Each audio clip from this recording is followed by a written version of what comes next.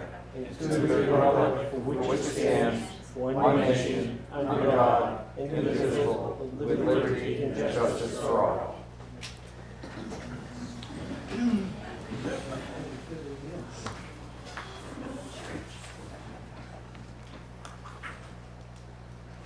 Okay, You ready? I'm ready. Well, Start with department head updates. Chief Charbonneau? Since the last time we met, we had an employee did give his notice and worked out his 2 weeks notice. Kylie Kennerson, he chose to pick another job. Michael's, so we're going to look for another employee. Summer's busy for us. We've got,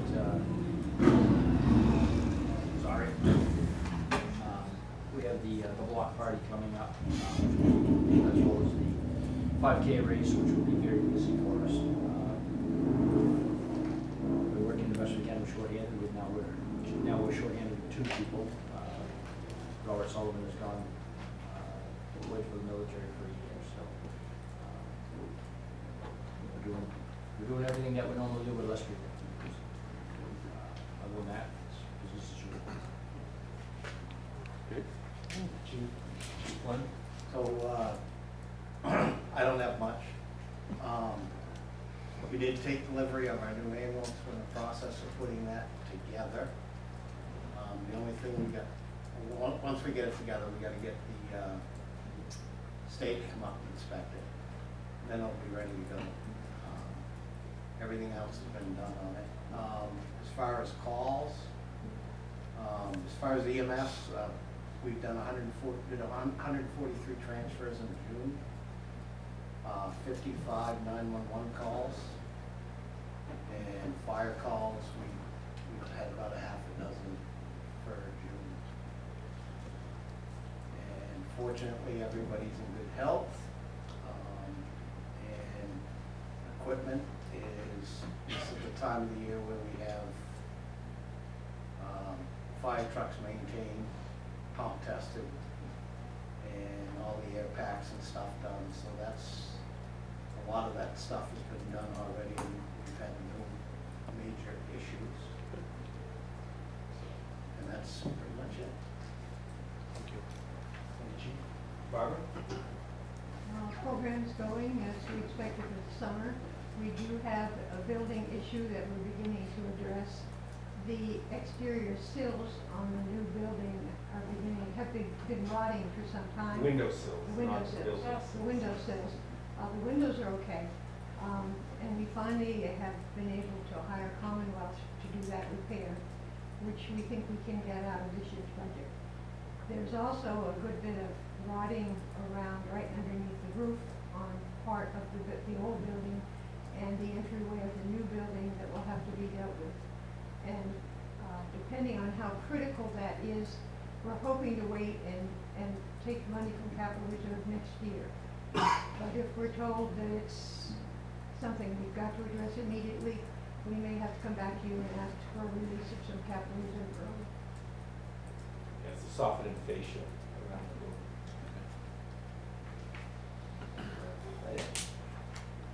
Eli? Just busy with the summer program. We had stopped our sign-ups a little bit just because of our staff for a little bit to see. We have a lot of new staff, young staff, but we've opened back up. So we're up over 100 kids signed up for our summer program. And then swimming lessons has been packed. Those were out very quickly. Everybody was very quick to jump on that. We lost one of the lifeguards who could teach swim lessons, so those got back very quickly. But the pool's been moving pretty well. Sold more season passes this year than in our previous years since I've been here, obviously. But playground, as some of you can see, thanks to Tim Brown and the highway department, got that ready and prepped. They were sending installers to come start today. Unfortunately, there was a little issue with one of the installers. He had a health issue, so they couldn't start up today. So I'm waiting to hear back when they will start.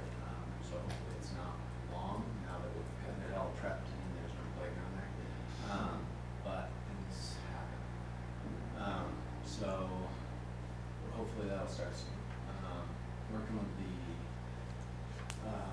trails committee, group to get the trails out at the camp back up and looking the way they should and the way they have in the past. They have some money, some grant money, so I'm working with them to try to start that and going very soon. We're gonna be meeting Thursday for more on that. And yeah, just the normal kids everywhere. That's it. That's a good thing. That's a good thing. No, it's great. But a lot of energy up there. You need enough bottle? I wish I could. If you let me know if you find a way. Gladly. Don't take it away from the solar guys that are here. That it? Thanks. Anything else from the department heads? All set? You guys are free to go if you want. You can stick around. Appreciate you guys having me. Yeah, see you later. Bye. Thanks, Barbara. Next item, we have appointments. There was, Dan Benoit is on the appointment list. He was, did indicate he wanted to come to discuss the violation letter that he received a couple weeks ago. Obviously, he is not here, so I guess that's something that I will follow up with him and see why he missed his desired appointment with you guys, and if he wants to reschedule it. And this is, as you guys know, the violation letter of operations at 600 Main Street. He has extensive violations, not only local land use violations, but also at the state level. So we're trying to address that and try to get that cleaned out. But I will get more information from you and for you and let you know at the next meeting in a couple of weeks. Next item, we have representatives from Norwich Solar here. They, I won't take too much of their thunder, but they're the ones that are proposing to put up a commercial solar array at North Main Street, actually. Dean Benoit's abutting- neighbor. Didn't realize that until I started talking. So they wanted to speak with you guys about the possibility of creating a payment in lieu of taxes for that project, and there is some, I'm sure they'll share with it, there is some legislation that allows for communities to do that, and there's a process to do so. So I guess that's, did you want more introduction, or is that? No, that's We fine. can play music if you want. Yeah, if we like to have like some steam and we'll come out of the tunnel, we'll sound. We almost have it with the heat. Well, hi, I'm Kevin Davis. I'm a VP with Norwich Solar, and here with my colleague Jeff Martin, who's one of our directors of development. We wanted to talk to the town to request a pilot for the solar project that we're developing here. And just to give you a little bit of background on Norwich Solar, we're a developer and a builder of solar farms all throughout northern New England. Based in White River Junction, Vermont, but we do projects in Vermont, New Hampshire, and Maine. And like you said, we're developing a project now on North Main Street. This is about a half mile north of the fairgrounds on the left-hand side. So it's an empty field today that we're intending to purchase, and we're in the process of putting together all the permits to build a 1 megawatt solar farm there. And one of the things that we'd like to ask for is a pilot, which is a tax agreement between us and the town that just stabilizes the taxes on the project. So in the, did you hand the Yeah, it's in their package. Okay, so you got a packet that has a little bit of background on how pilots work, and that's published by Clean Energy New Hampshire, which is a trade organization here in the state that deals with this. So typically on projects like this, it's $2,500 to $4,000 per year per megawatt. So what we'd like to request is $3,500 a year in tax treatment for a 20-year period for the solar project. And that just helps, stabilize the taxes for the town, because it's not subject to ups and downs on, tax rates and ups and downs on the revenue that the project will generate, which it is subject to that because the way that the solar project is compensated, it's based on whatever utilities electric rates are. So for instance, today, electric rates are 22 cents per kilowatt hour, but in September, they're going to 12 cents per kilowatt hour. So the revenue can fluctuate quite a bit. So when we're financing projects like this, one of the things that the financing partners really like to see is just a stable, revenue prediction, not revenue prediction, but stable, expense prediction over the life of the project. and the pilot would do that. So, if you're 1 megawatt or under, you're gonna get you're gonna get the top rate anyways, right? Well, we get the default service rate that the utility has in place. Like I said, now that's 22 cents, Right. but it's going to 12 cents. So yeah, we get that default rate, but just on the generation only, which is like half of the electric bill. So Right. there's no credits on the transmission or distribution or any other kind of customer service charges on the bill.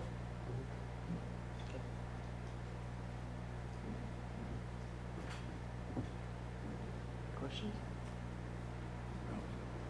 Leon, you got anything? Don't have any questions right now, other than I'd like to Okay, Rob, do a little something more pertaining to. research. Could I ask what the assessed value of the facility would be? I don't know. What's it, well, yes, but you have an idea of how much it costs to build a megawatt, right? Yeah, to build a megawatt array is in the neighborhood of about $3 million.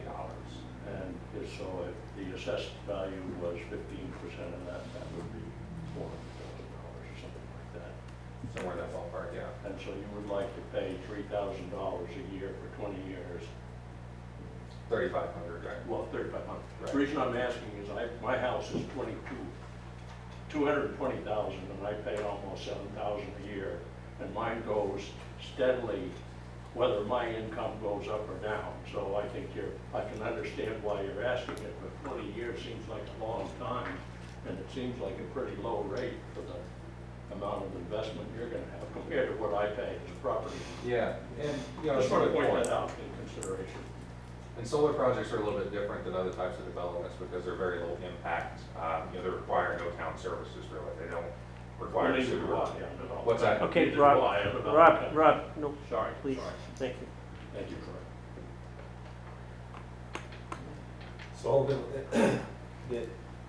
the way I understand it, you guys have been through more of this than I have probably, so correct me if I'm wrong, is, you guys can do this, but there does have to be a public hearing. You have to do this through a public hearing process, so certainly this, I consider this like the initial, this is what our thoughts are, get your input. I mean, Leon, you had a good comment, you need to digest it a little bit more.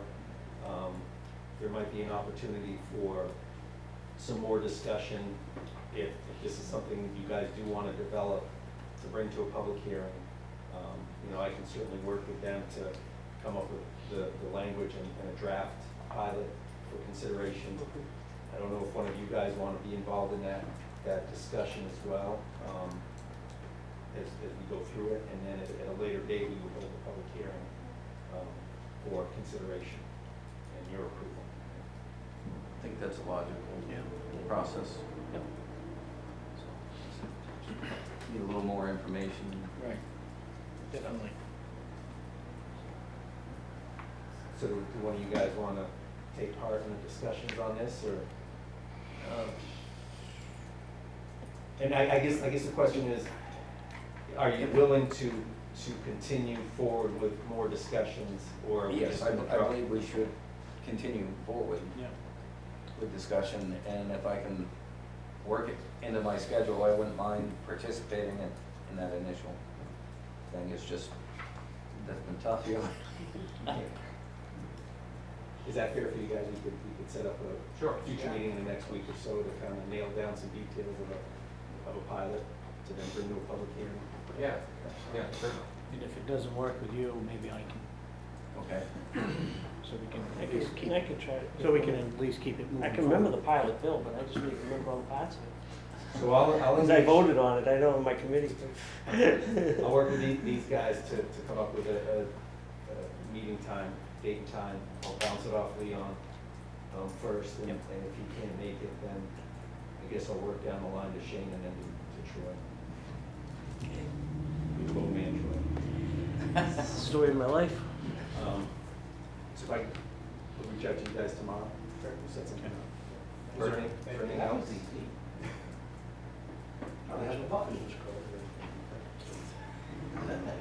Just one quick question on, do you have a timeline for this project?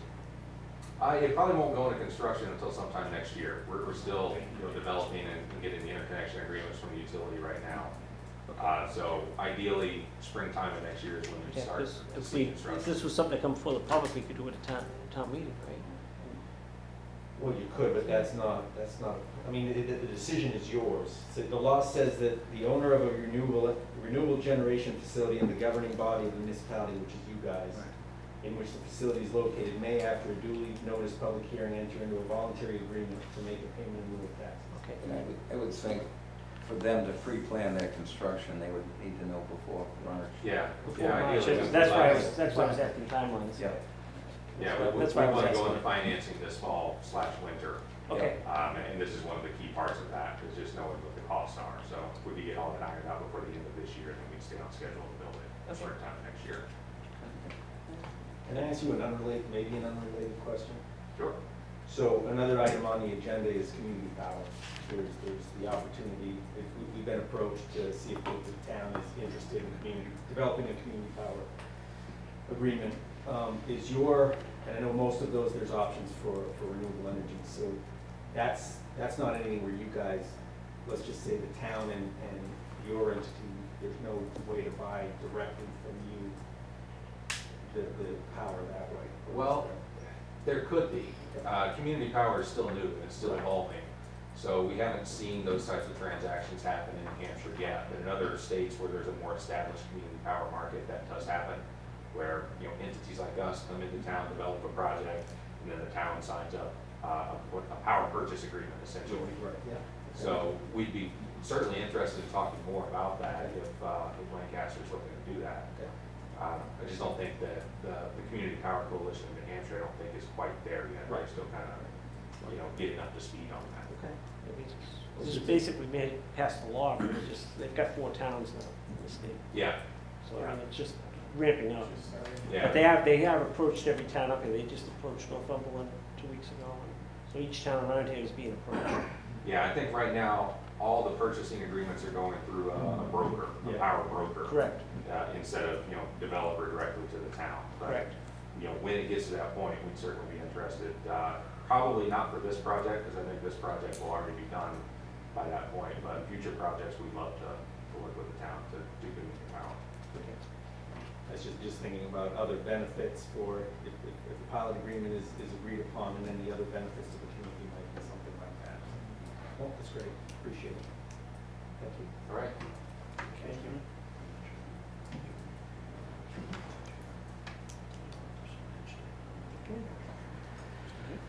All right. Next up. You guys can go. All right. All right, Thank thank you. you very much. Thank you. Appreciate it. Yep, Thanks for your time. Take care. Next up, appointments, Alan Savage wants to talk about transfer station fees. Why don't you go ahead and take care of the rest of your businesses, I'm sure it's more important than mine. I'll do mine last. No, Alan, you're the one who wanted to be on the agenda under appointments, and this is appointment, so if that's what they wanted. Yeah, go ahead. Go ahead, Al. Okay, if you want to do it now. Some time ago, we stopped the Tuesday night till 8 o'clock business because it was dark and said nobody went. So we're not gonna take that back up again? There hasn't been any pushback on changing that, No. so we could certainly consider it, I would certainly talk to. Yeah. No, I just wondered, if we were doing this for the convenience of the dump operators or for the public, and if the public was interested in taking that back up to 8 o'clock at night. Haven't heard, and it was 7 o'clock. 7, Yeah. okay. And, no, the public hasn't expressed a huge desire to change it back to the 7 during the summer months. And I think I mean, speaking for my own self, it maybe is easier just to have consistent Yeah. annual, year-round hours, so people aren't wondering, It takes a well, long when time do we for somebody to switch? figure it out. Right, Yep. exactly. Okay. We're going for an increase here. We stopped non-town bags. Leon expressed surprise that we were still taking non-town bags. Now, we took non-town bags, the rate was what, $1.50 for a 33-gallon bag. And we took non-town bags at $2. We paid a penalty for using a non-town bag. Well, it's kind of nice because there aren't a lot of places that sell the town bags and they're not open all the time. You get out putting rubbish in the picking up rubbish somewhere or doing something, you use a green bag. We went down to the dump, we paid a 50-cent premium for passing that non-town 33-gallon bag. Instead of putting it in a town bag for $1.50, we were willing to pay $2 for a green bag. Why did you have to do away with that? That was your increase, way before your increase, and it Well- must have made thousands of dollars. The surprise of it was because the original ordinance forbade that. Yeah. They said that you had to use town bags. You couldn't look at the original ordinance and say, gee, that shouldn't have been in there? It's, you wanna know what? If we look at it and do it, then that's okay. But it's not okay for the ordinance to be changed without this body knowing it or certain other townspeople knowing it. 95% of the people in the town did not know that they could take a 33-gallon bag and pay an extra 50 cents. It was a violation of the ordinance, so unless we change the ordinance, it needs to go and it needs to stop. I guess I argue back to my saying that we made thousands of dollars on it because it was a premium. It was a good thing. I don't see any reason not to do so, and so I guess I'm asking you guys to look at it again and change that ordinance. That ordinance also said we'd have a 5% increase every year. Well, if we didn't need the 5% increase, there was no sense in having a 5% increase, was there? Last year, we- That's, yeah. If that ordinance says, Leon, jump off the town to haul roof, you wouldn't do it, would you? I think we should be able to look at that. but, and I'll say again, look at it as a matter of fairness. You knew you could get away with using a 33-gallon. I wasn't getting away with anything, Leon. No, you was getting away with, maybe you was paying a 50-cent premium. Yeah. But most of the other people in town didn't know that, and they were using the bags that the ordinance said they needed to. Yeah. We can't have two sets of rules, and some people can use this bag, some people can use that. Now, if we come up with something we think we should change the ordinance, then I would say okay, but we're not gonna continue operating in something that's outside of the scope of the ordinance. But excuse me, you are. You're taking contractors' bags. And you're charging for them. You're taking drum bags, drum liners. That's a non-town bag. Why aren't you getting a town bag for that? Isn't that considered C and D? That's I was C&D. gonna That's say under that's C&D. C&D. Well, that's what they considered a 33-gallon bag. That's right, so Green. there was household trash going into C and D. Yeah. That's right. Yeah. And household trash is MSW, which has to go in the compactor. All right, well, that's halfway reasonable. I believe it was created to make it easier for people that did not want to recycle.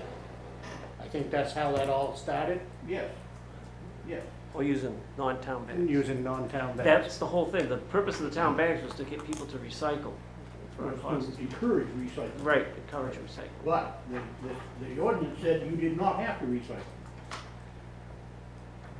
Did it not? You could, if you wanted to pay $1.50 for that town bag, you could fill it right full of recyclables and throw it, and nobody said a thing. And same thing today, and rightfully so, I would say, but whatever. It was there to encourage it. Now, what happens is everybody says, well, we've reduced the amount of rubbish going out of the town of Lancaster, something terrible with pay as you throw. Would you look around and see all the 2-yard dumpsters from Waynos and people's private residential dooryards? You've made the dump closed more than it's open, unhandy to use, and now you're raising the price. Wayno will take a 33-gallon bag out of my garage for $1.33. I don't have to deliver it to the town of Lancaster. They'll take it right out of my garage for $1.33, and they've done this for 20 years. Now you're going up to $2 on the rate to a bag for a 33-gallon bag, and Wayno's still at $1.33. Get out of the transfer station. What are you charging for C&D for per yard, Shane? I don't know what it's up to right now, 'cause I don't know what it's up to, because I don't, Around 30. I don't take my C and D, I have my own containers. I know you do. I know you do. So you're exempt. No, I'm not exempt. You're lucky. I choose to do that, Alan. Yeah. Just like you choose to have Wayno come to your house. Yeah. But I guess what I'm saying is that you people ought to be looking at the operation of the landfill a little bit harder when we know it's taking the trash out of town for far less than you are, and he's picking it up. We're delivering to you. Yeah. This doesn't sound quite right. You know, demo, I understand, is $50 a yard, you know, at the transfer station. Wayno will take 2-yard dumpster of C&D for $40. Now, you see a big difference here? Again, Maybe that's a we should- that's a private entity, Yeah. All right. and we're a municipal entity. So we're blowing money? No, we're trying to get a handle on It's it. not, We're trying to get a handle on it, Alan. Well, I Because gotta, it was when you cheaper. sit there saying you can't tell me what C&D is, I don't think you're studying it very hard. well, and I'm gonna say, and this is just my opinion, you've got a government-run agency and you've got a privately run business. Yeah. And if the government agency is making that private-run business be profitable, more power to it. Exactly. Oh, I got nothing against Wayno, he's doing a good job for all of us. I'm just, I There is a don't think difference. that- I'd like to be able to use my transfer station, I'd like to be able to use my dump, but you guys are making it expensive and unhandy. You got a man down there, making rules that I don't think you guys are looking over or approving of. And, I was told that I can't charge down there unless I get a bill emailed to me. Yeah. Now, so I'm knocked out of, as a contractor, knocked out of charging for C&D down there? Because I refuse to accept an email bill? Hello? You That's approve not of the that? rule. No, I didn't think that. Huh? That's not. That's not a rule now, that No. was a discussion about potentially having that rule, because the amount of, Rusty told me that that was gonna be the way it was. possibly it was going to He be. said it was. Well, okay, anyways. Now, The the other thing idea- is, the other thing is, he's Okay, charging I'll more, let you speak. he's charging more for dumping on the concrete pad instead of into the hopper of C&D. He's charging to have to pick it up with a loader.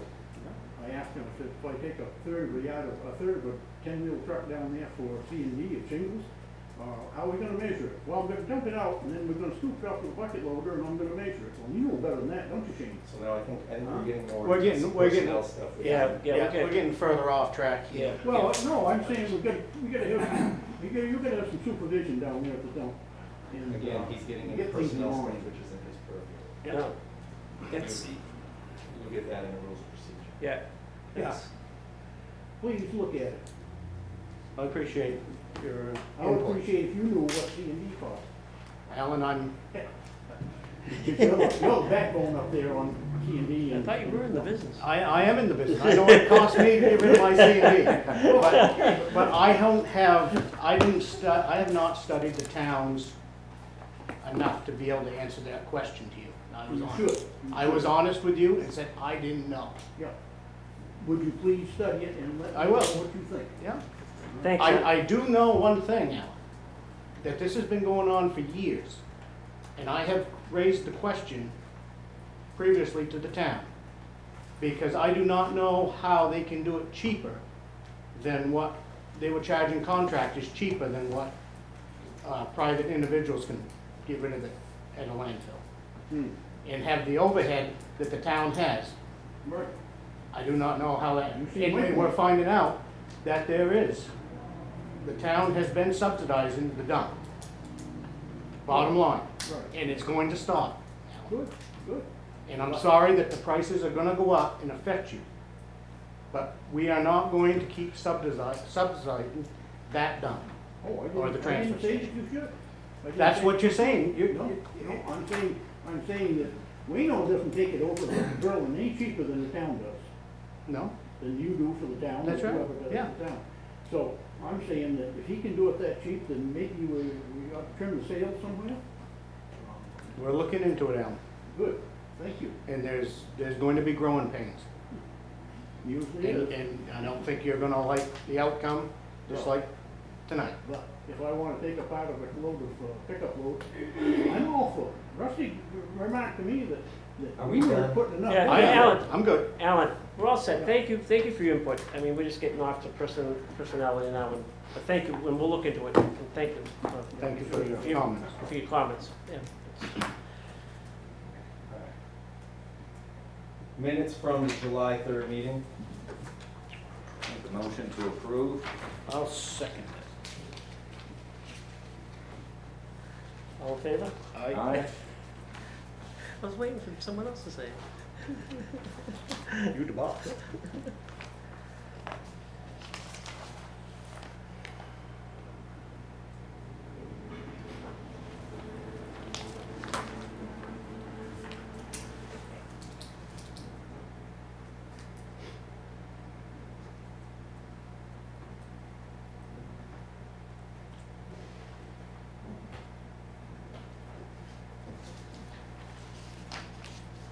We have the PA 28 inventory form for the Department of Revenue Administration stating whether we will or will not be using the PA 28 form. That would be the annual form that we used to send to all the taxpayers. It's the inventory form saying whether what you have, whether you made any improvements to your property. We haven't used that for years. And this is stating that we will not be using that form again this year. Unless they want to, Well, yeah. they have that choice. I'm assuming you don't want to. No. That was a cluster. I have a spreadsheet for that, A cluster spreadsheet. and it kind of looks that way. It's attempted on Excel. It's called a cluster. Like an almond cluster. No, it does not taste that good.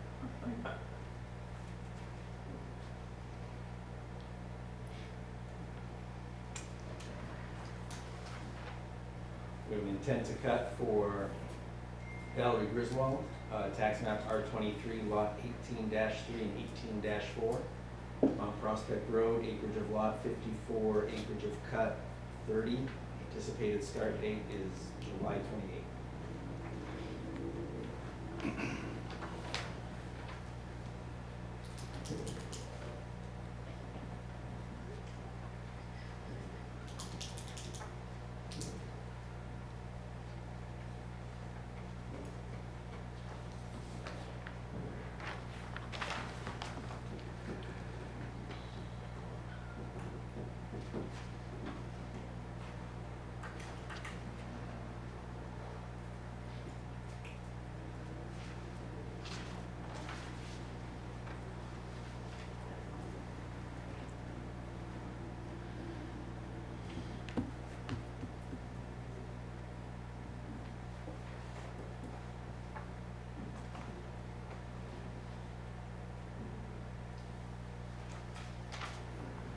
We have a fireworks permit for, Patricia Steady and William Buck, 35 Winter Street, fireworks to be held on July 20th.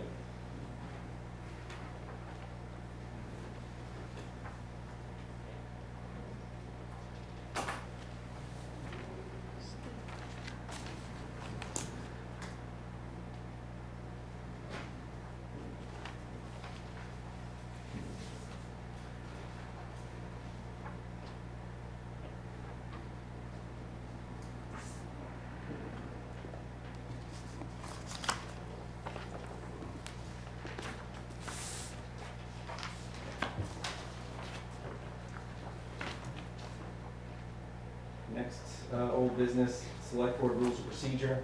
So at the last meeting, we talked about developing a set.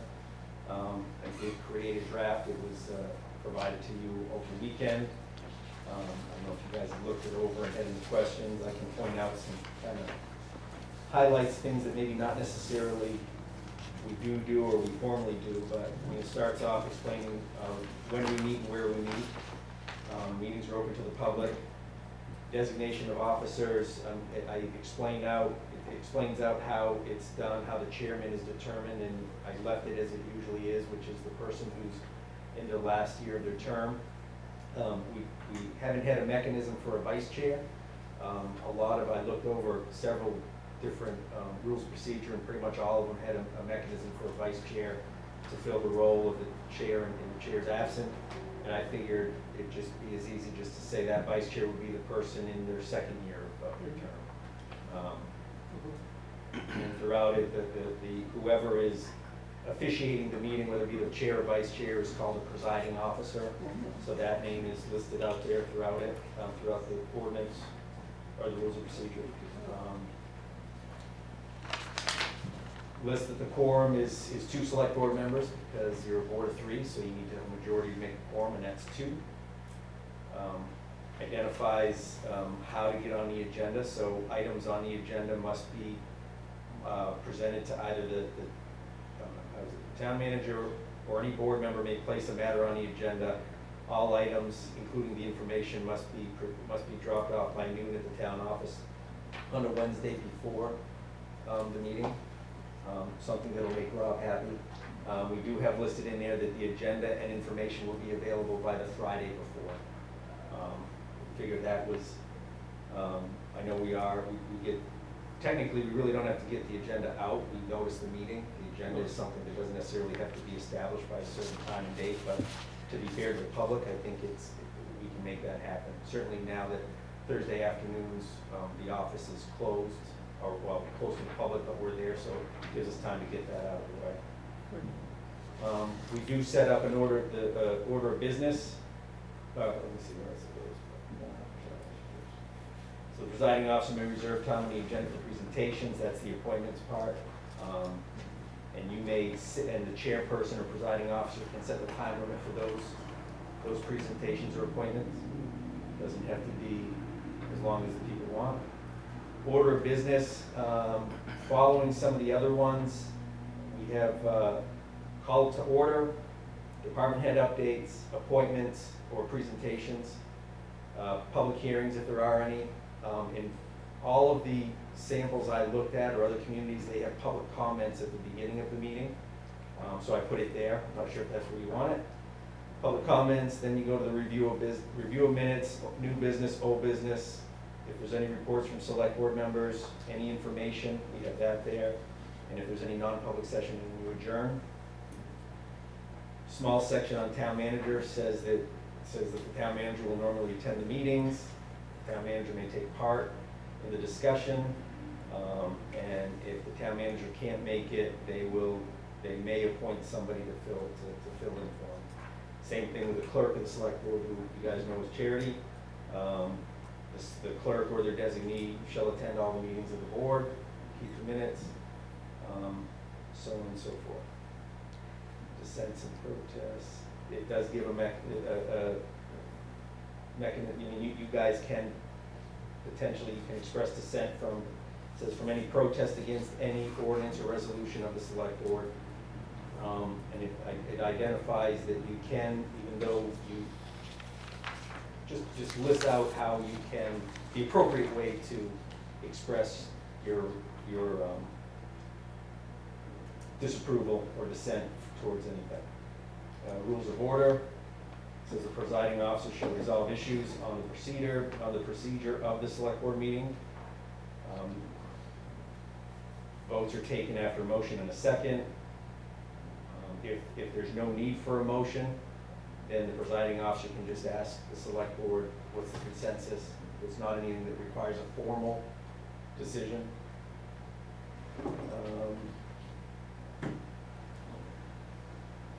Then it's just lists through, some of the stuff is Robert's Rules of Order, main motions, subsidiary motions, reconsideration, rescissions. Lists the actions of the public hearing. During the public hearing and even the public comment periods, it does identify a time limit for the public to speak. They vary between, the public has 2 minutes or 3 minutes. I left it at 3. I don't know what you guys want to do about that. All of the ones I looked at as far as public comments period, it did say, and this comes from them, each speaker shall be limited to 3 minutes. The total time allotted for a public comment period shall be a maximum of 15 minutes. So ultimately, that would mean that only 5 people would have the opportunity to speak. It does give you the authority to say, especially during a public hearing, if it's one person after another is basically repeating the same stance and the same concern, the presiding officer can say, can ask, do you have the same, is your opinion the same as the previous one? And if they say yes, then you can always say, well, okay, we'll document that. You don't have to keep hearing the same thing over and over. Audience participation during discussion other than public hearing, it says the presiding officer may allow it, but is not required to allow public participation during discussion of the board at times other than public hearings and public comment. It says this will be limited to comments on the motion under consideration. So ultimately, that means it's only when there's a motion On the floor. for a vote on the floor, exactly. So I don't know if that's what you want to keep in there. Okay. Voting, ex officio members, so it says the select board chair, and you guys do this anyways, but this, the presiding officer, select board chair will appoint you guys to whatever boards you're to be placed on, like, I can't remember who's, Shane, you're on budget committee, I think Troy, you're planning board now, and Leon's conservation commission, so, stuff like that. And then in the future, if there's any other committees that pop up, it would be the authority of the chair or presiding officer at that meeting to say, hey, that we're starting this committee, I want a select board representative. See a B shape. So is that, and then, so there's a section on committees, discussing committees, how nominations and appointments come up, ordinances, resolutions, complaints and suggestions to the select board, how those come forward, contact with other select board members and the staff. You know, one thing, and that's what I was kind of saying during, when Mr. Savage was speaking, when things get to a personnel level discussion, that's outside of this meeting. If he has an issue with personnel, he comes to me because I'm the HR director, I supervise the department heads. It's not for him to come to you, or if he does come to you, it's for you to come to me and ask me to address it. One thing it is highlighted this several times is that the public demands respect, and you guys should demand it as well. There is also some reference to any conversation is directed to you, not to anybody in the public. So nobody should be asking another member of the public a question. Which we already had that tonight. So Right, exactly. So, so, I mean, ultimately, these are drafts. You guys can, I think what we could certainly do is put this on the agenda for next meeting for you guys to review some more and approve. If the public is interested in having a copy to review, I can make copies or email. Yeah. The only one thing that I'm looking down through this, and you said, I would prefer the public comment thing be after the information. Which is fine, before, yep. Because our ultimate goal is to take care of town business. Yeah. So we put that at the end rather than in the middle. Yep. No, and that's fine. All of the ones I looked at had that up above, so I just left it there, but I thought that you might want to move it down, so I want to make sure you guys had that. And I think we ought to consider, rather than mandating a maximum amount of time for public comment, just put a statement in there, maybe limited, so, depending on how many speakers. At the discretion. yeah, at the discretion of the So board. I guess my question would be, is that going to be announced before the public comment period, before every public comment period, other than waiting, you know, if you have 2 or 3 people that speak for 15 minutes and then. Well, the 3-minute rule would still be in place, so if you only have 2 people. Oh, I see what you mean. So as far as the cumulative time. Correct. Right. Okay, I mean, yeah, that's fine. So, just real quick, I mean, this is pretty boilerplate to what we do the state and the county. I'm the county chair, so I run the county meetings. And we do the public, and you know that because you run the county. We have public comment up top, which I never liked that, but, because I just did the agenda for the 31st. For the same way we do it here, we have the same time period, same way with the state. It's 3:30 on Wednesdays for the following week. It's posted on Friday for the following week. It's identical to what we have here. That's what the state does for all business, and we do it and the county does the exact same thing. So we're not doing anything different. This is almost identical to what I do in my 2 other jobs. I just think for what we do here, near the end of the meeting's the appropriate place for public comment. Right, and I agree. That's just for some reason, we've always had the beginning of the county. Because you have to come in and speak.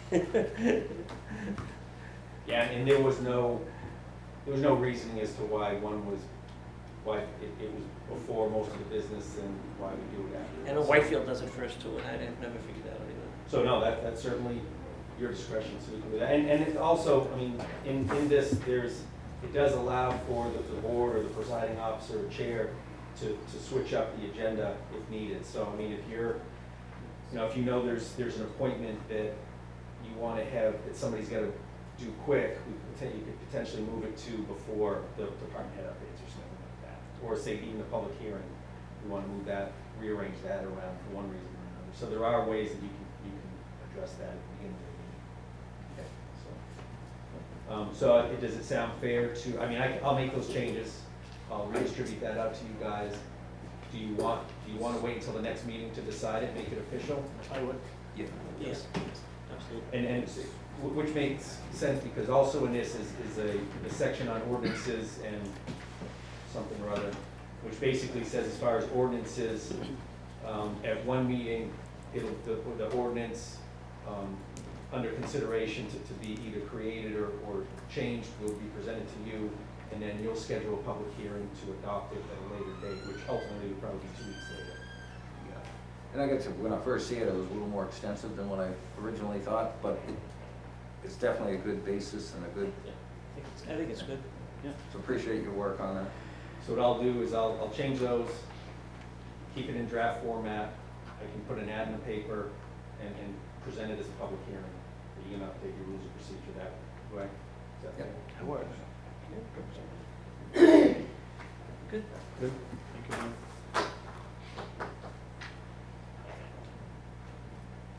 All right. Next is the community power update. Leon, at the last meeting, we talked about what I asked what you guys wanted to do as far as continuing on with the discussion on community power. Leon fairly asked for more information on what the process was. So what I was able to determine is, so in order to do it, we need to establish basically a community power committee, which ultimately that's why they call it an energy committee, because that's what a lot of communities have energy committees, and they've utilized them to be that community power committee to create the community power ordinance, for lack of a better term. So you guys would authorize, I guess, the reestablishment of an energy committee. I'd find individuals who are interested, and I've gotten a few who have expressed interest. They would meet, they would start to put together a community power plan. There's many templates that I found using, researching the other communities in New Hampshire that have one. We could partner with an organization like Standard Power who presents to us, who would act as our kind of advisor in doing this. Once we get a plan together, we need to get that approved by the PUC. We can either do that before or after it goes to town meeting. So what it would be is, ideally the way I look at it is, Energy Committee, create a plan, get your approval on that plan, send it to the PUC for approval, get the PUC to approve it, and then bring it to town meeting and get their approval. And then once town meeting authorizes the creation of community power, basically coalition in town, then we would seek a energy supplier, which could be Standard Power, it could be Community Power of New Hampshire. I think there's 4 in New Hampshire right now that are active. I think Community Power of New Hampshire is the only nonprofit that's there. So that's ultimately the simple process. I mean, obviously there's meetings and steps in between, but that's how that process It's gonna goes. be a lot of research and stuff and information. Right. I mean, I would imagine that some of these, the Energy Committee would want some presentations or people from other communities that have community power to come up and talk about it as well, and then some report outs to you at future meetings. And then at the end of it, we ultimately can contract for a long period of time with an energy supplier, so the whole community has an opportunity to get low cost power. There's a couple ways to do it. You can either do an opt-in process or an opt-out process, and the difference is, so basically the opt-in process is everybody in town would have to make the decision to sign up to join the coalition. The recommended way to do it is the opt-out process, where basically it's identified, and everybody that has an Eversource meter and bill gets a letter saying, you are by default in community power. If you want to opt out, you opt out. And that's the recommended way to do it. And a lot of times, government does the opt-out, because some people just not gonna opt out, whether it's good for them or not. I've always disliked that method when we pass laws. One of the reasons I think it was the Family Leave Act was defeated a couple of years ago the first time, was because they made it opt-out rather than opt-in. If the product is good, the price for the energy is good, people are gonna opt in. So just sitting here, because we're months, if not a year away from doing it, my preference would be an opt-in program. And if the product's good and the price is good, I'm sure people will opt in. But that's just a starting point.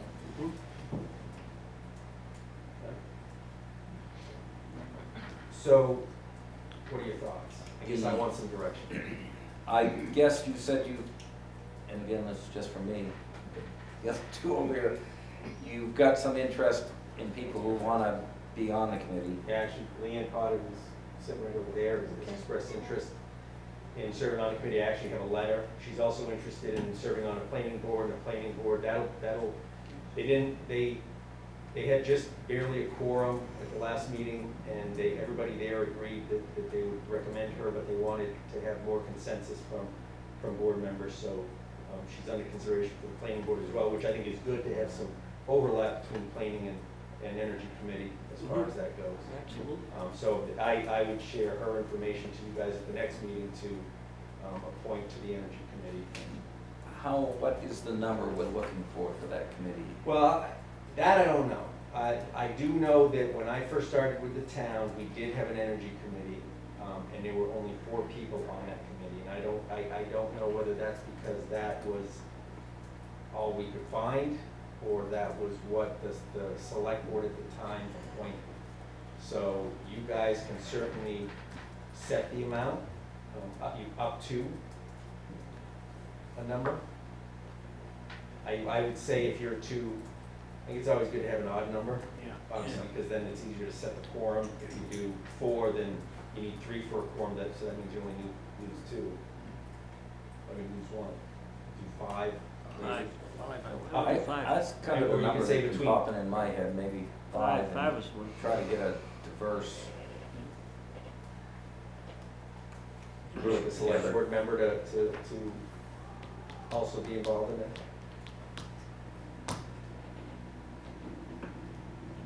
I don't mind. I'll do it. So we have 10 people. So, Just give me, I'll get make 3 a- more and I'll do it. So to formalize it, I'll make a motion that we formulate an energy committee comprising of 5 members. One of which will come from the select board. One will come from this. One will come from the select Yeah. All right. All right, I'll second it. All in favor? Aye. board. Aye. Sounds good, like a plan. All right, is that enough direction? What's that? Is that enough direction? That's plenty of direction. Yeah, I know exactly which way to go. I don't know what I'm gonna do when I get there, but I know. All right. All depends At what least we know where find I'm out. going. All right, thank you. Yep. Moving on to new business, just a little update. I know obviously everybody's seen the news reports all around the state about storm damage. Figured you guys would want to get an update on where we're at. We're actually sitting very well. There's hardly any, if pretty much no damage whatsoever. The only substantial issue we had occurred Friday, and it was indirectly caused by the storm. We had some beaver dams that broke loose going up towards the Kilkenny Railroad bed and flooded out Indian Stream all the way down Causeway Street area. Water did flow over Summer Street at the Summer Street culvert by Indian Brook Trailer Park, probably for half of the day. The properties along Summer Street that abut Indian Brook had substantial water in them for at least 24 hours. Some of the properties, some of the mobile homes in the park had to have their power shut off because their power pedestals were basically islands in the water, so they felt that Eversource felt that they needed to shut that down for safety reasons. By Saturday morning, that the water had receded. The channels were still fairly, they were high, but they were more within their bounds. The culvert on Depot Street, both the road culvert and the railroad culvert handled the water. It was pretty much maxed out, but it was taking the water. The culvert at Country Village, that was taking it very well, so we fared very good as far as that went. The dam that broke was about 2 miles up in the woods, up past the town forest, and then just cascaded and took every beaver dam below it. Along with it. Yep.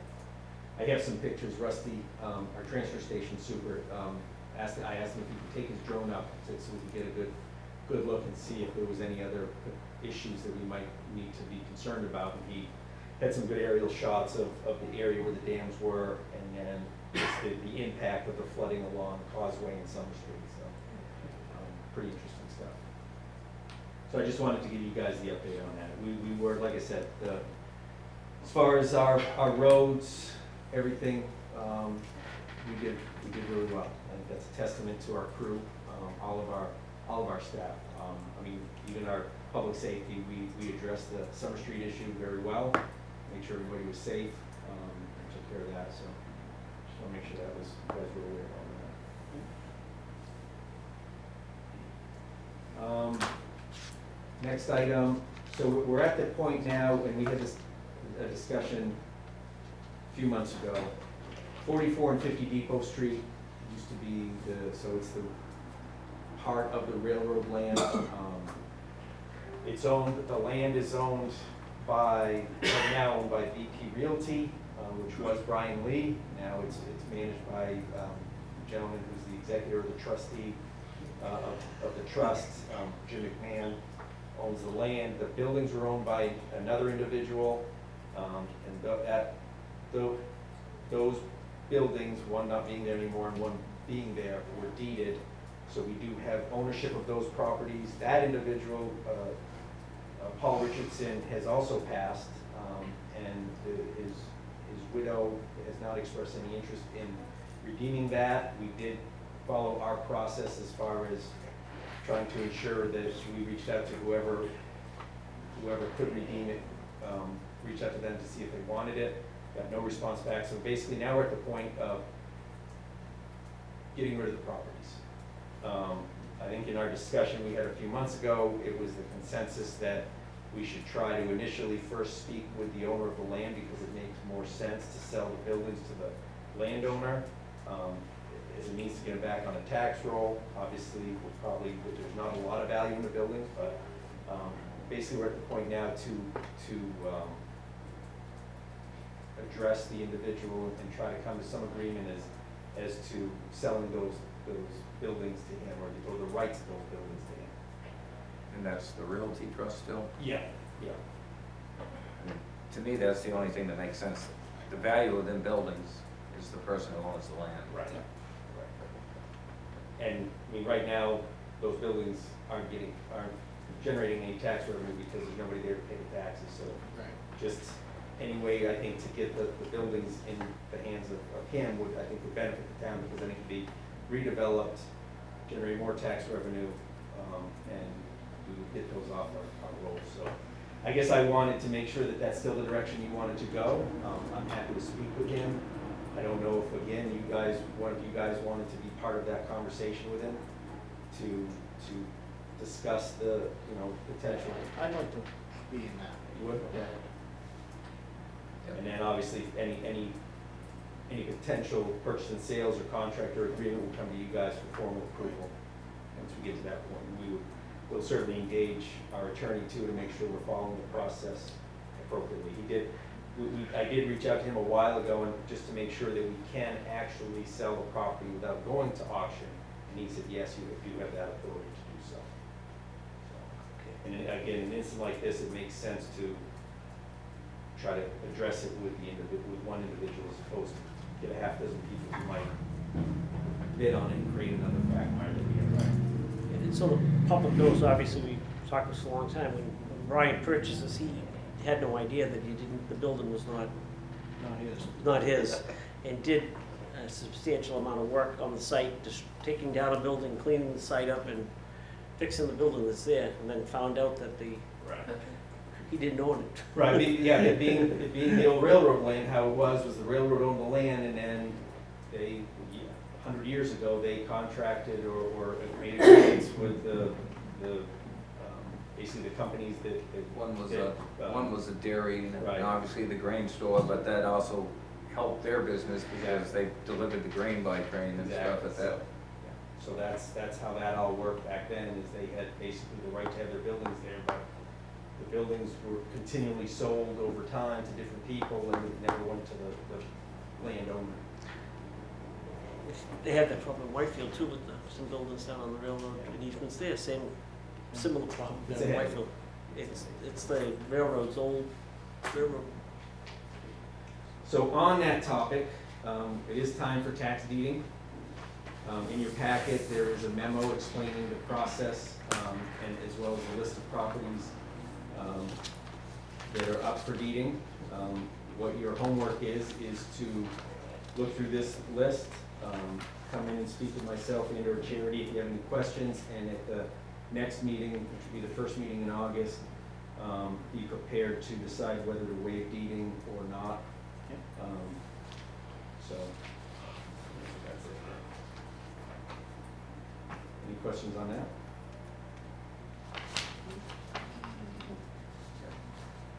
We'll move on.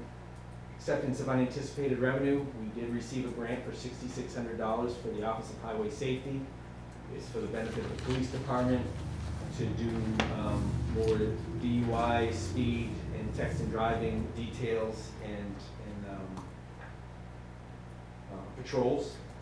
And this grant only covers overtime, so to call extra staff in to do a special detail or a special patrol for a certain area of town, that's what that grant covers. And we did just wrap one up that we got last year, where we did some patrols as well as some details, some DUI details on Main Street.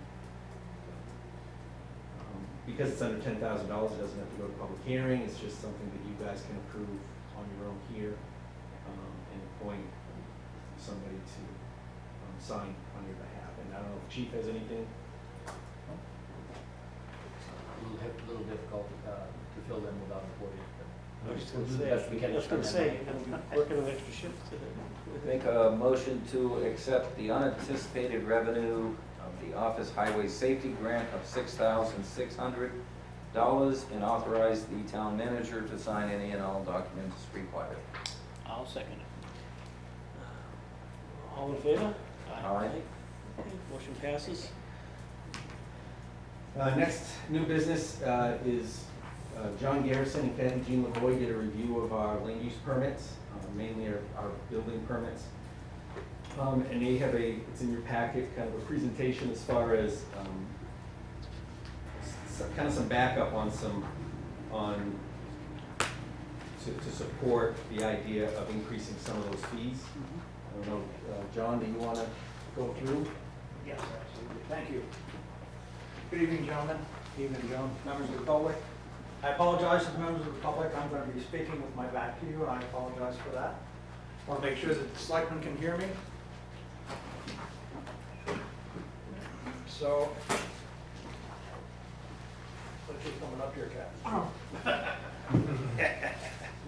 Just let me dangle. I thought I was getting out of it when you left me You behind. look like a wilting flower out there. I'm, the color is crazy. So I think Shane remembers it was late last year, in one of our budget meetings, we started talking about, are the fees correct that we're charging people for various things, whether it be connections, permits, so on and so forth. And so we were the only ones that didn't step backward, I think, and volunteered to take a look at this thing. I already want to interrupt, John. I want to be clear, this wasn't a budget committee studies. Nope. This isn't a budget committee task. We volunteered to take a look at Yeah, I think you As got volunteers personal- before you were on the budget committee, as a matter of fact. It was before the process had started taking place. We'd been to a meeting, Troy was there, and Ben, and we said, oh, we'll be glad to pitch in and try to do this. I just want to be clear, it's not the purview or the, what a role of a budget committee member would be. Thank you. Thank you. Sure. I knew I was reading. Oh, that's why you had it. So, we developed a process that we wanted to follow to go through these things, these studies, to look at each one of them. And our thought was that we would inventory the permits that were required or issued, and then for each one of them, we would look or develop an understanding of the purpose of the permit. Why do we do it? The process that's followed to issue it, the true life cycle cost related to it, what's it cost the town to do this? And how Lancaster's fees benchmark to other local towns.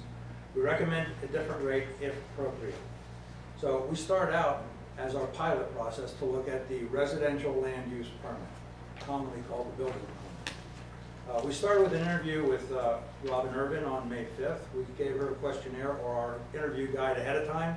She graciously answered all the questions for us, so the interview was rather quick. But why do we have a land use permit? Well, it's a mechanism that's used by the town to facilitate controlled and orderly growth within defined zoning districts, ensure that the development complies with the master plan and the zoning ordinance, ensure landowners can use and enjoy their property without infringing on the rights of other landowners or abutters, alert the assessor to the fact that there's a change being made in the property, and alert other departments, water, sewer, highway, fire, EMS, transfer station, that something's going on the property. The process map here is rather detailed. That's kind of what we do. Yep. But the thing that we need to recognize is that most of the involvement in this process takes place with the land use coordinator. Okay, the land use coordinator, Robin, when she gets the application, she reviews zoning districts, setbacks, utilities, easements, driveways, subdivision, covenants, restrictions, deeds. All this is done with manual records, right, downstairs in various little file boxes that she's got to go through. So as you can see from the process, as I said, most of it involves her. So what we did then also is to say, okay, since most of this is Robin's labor, and labor is not really a material kind of thing, well, what's the price of that? So to understand what Robin costs us, we really need to figure out what the loaded labor rate is, okay, our productive labor rate. We could say from the town's budget for 2023 that it's these dollar amounts on page 5, okay, but we need to recognize that we're not just paying a salary, right? We're also paying for benefits, right? And then that's an annual cost, but we're not getting 2,080 hours. We're not getting 52 weeks worth of work out of Robin, right? We're getting 52 weeks worth of work, less 11 federal holidays, less 20 personal days, less 1 personal day, right? Or, excuse me, 20 days earned time, less 1 personal day. So in fact, we only have 1,800 productive hours in a year for a person, okay? So what it boils down to is Robin's cost us about $40 an hour when she's here, okay? We use that number, $40 an hour, to price out what does it cost us for Robin to issue a land use permit for residential structure, okay? So if we go to slide 6, she uses, and she has been measuring or documenting her time for processing these things for this year, okay? At the point where we talked to her, she had already done 38, okay? And she averages 2.5 hours for each permit, okay? Of course, you're using $40 an hour, quick math, $100. I know Rob's already figured that one out, okay? But let's not forget, that she makes copies and distributes it to all 5 department heads, right? And 5 department heads, even if all they do is look at it and file it in a circular file, that's 15 minutes, okay? So we need to figure that 15 minutes in here that we're paying them to do that. So that's another $50. Then each one of the permit packages averages 10 pages. Okay, I know it's chump change, but it's 10 pages nonetheless. At 20 cents a page, that's another $10. Okay, and then postage, which by the way, I just got my most recent land use permit, and the postage was $1.82. So, okay, we're wrong here. Bottom line is, it costs this town us, the taxpayers, $161.50 to issue a land use permit for Robin to do that. Okay? Well, that's one point of the question. But what's the other thing? What do other towns charge for this thing? So my associate here went through and looked at what all towns charge for various permits, okay? They all do it in different ways. Some of it do it as we do, just a fixed fee. Some of it do it on a cost per square foot. And some of it do it in a cost, the value, or what it's gonna cost to build the property. Okay? So the only way we can actually compare that, apples to apples, is to say, what if I'm gonna build a 3,500 square foot house? What will it cost me to get a permit in Lancaster, in Berlin, in Bethlehem, in Gorham, in Jefferson, in Littleton, and in Whitefield? And that's what you're looking at in the chart on page 7. And you can see that we're a little undercutting everybody else, right?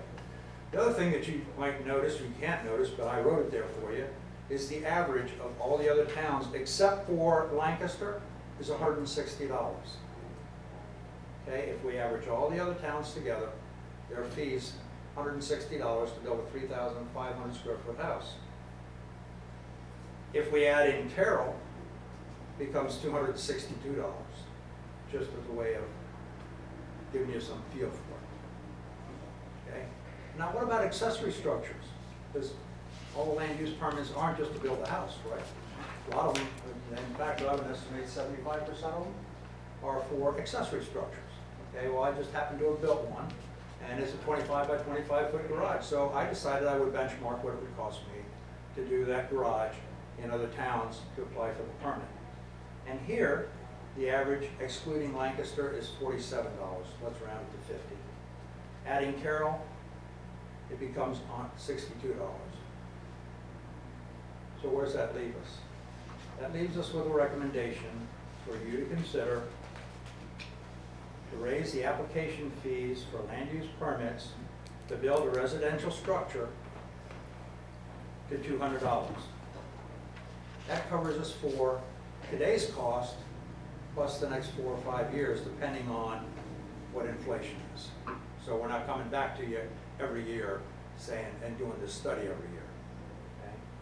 And then for residential accessory structures and outbuildings that are less than 750 square feet, things like a detached garage, porch, deck, shed, patio, in-ground pool, or to do more than $3,500 worth of renovations, we would suggest raising the fee to $75 from the current fee. Well, I know that seems kind of exorbitant. This dude is not building a deck, just having the deck boards replaced. Okay? One of those deck boards is $109. 75 bucks isn't going to hurt me. I don't think it will hurt anybody that's doing that. Are there any questions I can answer for you? No. Very, very thorough. I'm very, I was gonna say, I really appreciate, you Yeah. really put a lot of time into this. No, this is Very, very good. That's You're very welcome. impressive. Yeah. Thank you. Thank you for doing it. Thanks, John. Thanks, Pat. Thank you.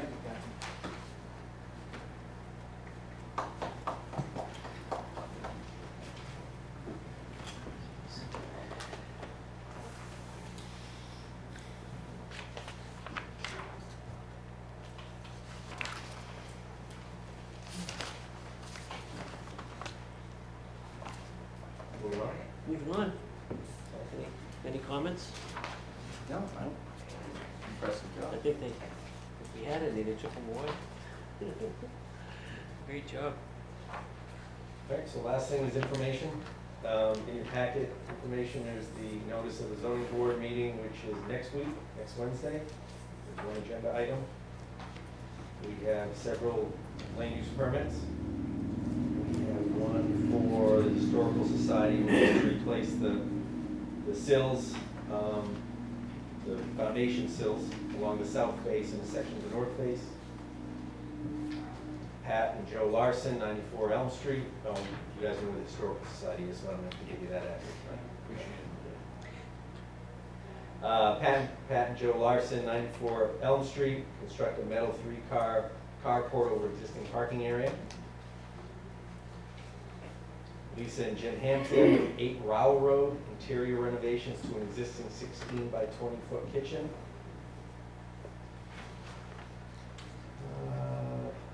Thompson Mill Properties. Lee Bean, Thompson Mill Properties, 40 Canal Street. They're doing some renovations, demo water damaged bathrooms and reconstruct 2 ADA bathrooms with toilet and sink. And do some work in their commercial kitchen. I believe this is in preparation to potentially lease it to a commercial entity.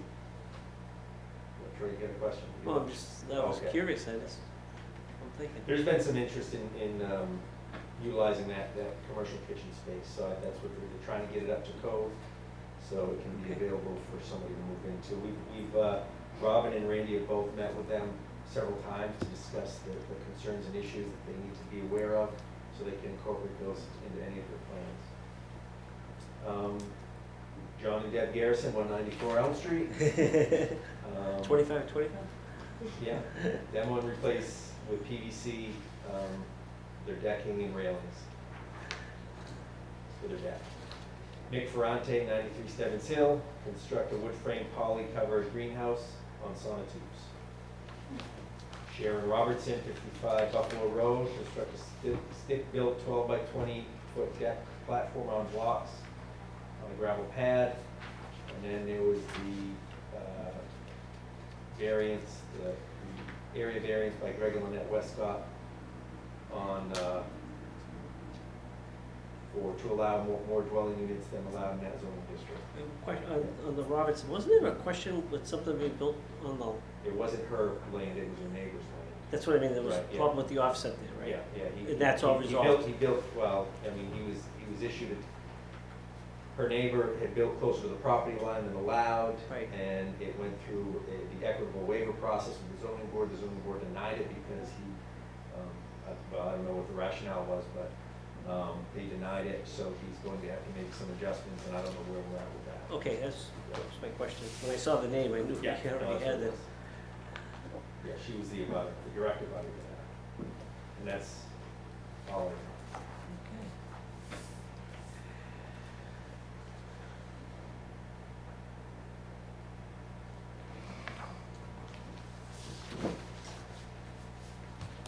Anything? I'm good. Anything else? I don't know, good. Anything else? I get a motion. Motion to adjourn? Second? All in favor? Aye. Motion adjourned. Do you plan to, now we're adjourned, do you plan to at some point include an opportunity, you always used to in the past say anything from the public? And so I was dutifully keeping my mouth shut and writing down all my quick comments and trying to summarize them in 3 minutes. Is it possible for me to say a few things?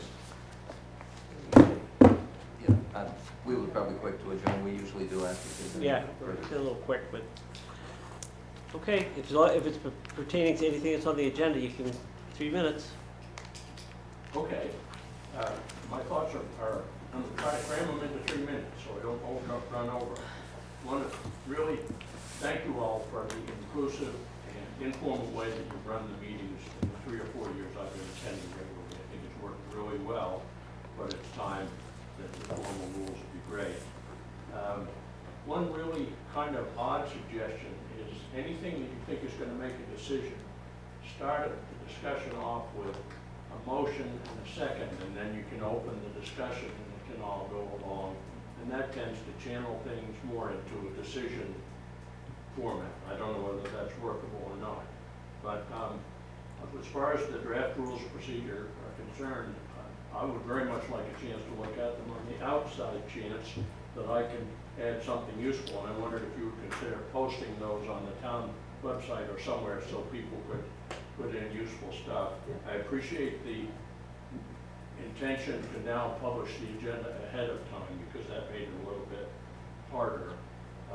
Pardon me if I'm running along, but I'm trying to keep in my 3 minutes. I noticed that what worked really well at town meeting and in the meetings, some of the busy meetings we had, was we require people to identify themselves by name and then identify whether or not they're a local taxpayer, I think those people all have the privilege and right to address you guys, but it should be, you should have the discretion to recognize outside people. There were people from Vermont and stuff taking up a lot of our time before us. I think that didn't work too well. As far as the Energy Committee is concerned, I was very happy to hear that you seem to be favoring the opt-in, not the opt-out, because as Troy has pointed out, you know, we now have the ability to shop around for rates if we're aware of them. And I was afraid after the last presentation that it might boil down to a situation in which some company got to be the default provider, so people who were asleep at the wheel would end up getting some power that maybe they hadn't thought about. And since on your Energy Committee, the rates seem to change, just a 6-month review period, is that right? The default Whereas service. if we have this Lancaster Committee, which has a 12-month lock-in, you know, I think it would be a good idea to think about 6 months versus 12 months if there is going to be a power committee. And then the last thing I wanted to mention, and I'm going to tell Alan about this, is my garbage bag hack. When I get the green contractor bag, I just run in the office down at the transfer station, pay them $1.50, and put my green bag in the $1.50 bag, and I save 50 cents. Double bag. Well, yeah, but it saves me 50 cents, right?